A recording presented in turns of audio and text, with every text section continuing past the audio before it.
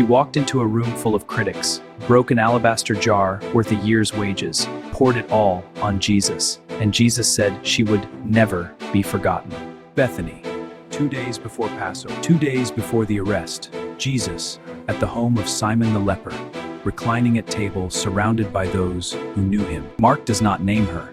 John's gospel identifies her as Mary of Bethany, sister of Martha, sister of Lazarus, whom Jesus raised, a woman who had already chosen the better part. The jar was alabaster, the perfume pure nard, imported from the Himalayas, worth 300 denarii.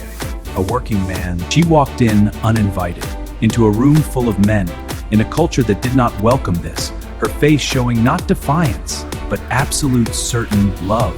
She broke the jar. Once broken, it could not be unbroken. Once poured, it could not be recollected. She knew both of these things, and broke it anyway.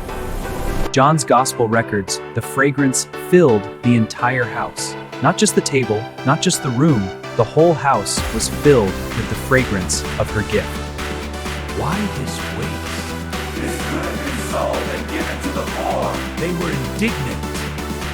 They rebuked her harshly. John's gospel tells us Judas led the objection.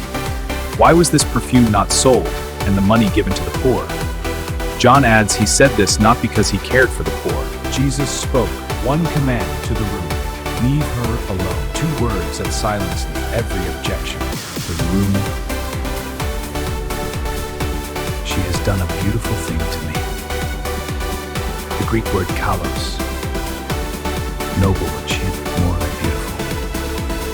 The poor you will always have with you, and you can help them anytime you want, but you will not always have me. She has anointed my body beforehand for burial.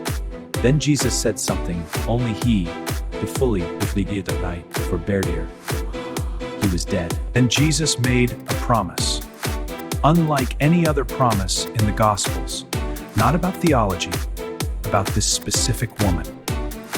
Truly I tell you, wherever the gospel is preached in the whole world, what she has done will also be told in memory of her. Think about what that promise covers. Every continent, every century, every language, every church that ever existed. She did not do it for the promise. The promise came after. She did it because she understood something the disciples had not yet grasped. He was going to die. Immediately after this scene, went to the chief priests for 30 pieces of silver, the most costly gift and the cheapest betrayal in the same evening. She understood something about love that the disciples were still learning. Love does not calculate before it gives. Love does not ask what will remain after the breaking.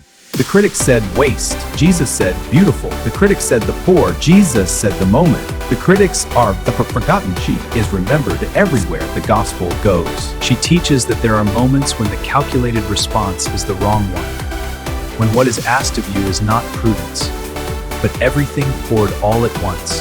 The disciples who objected are unnamed.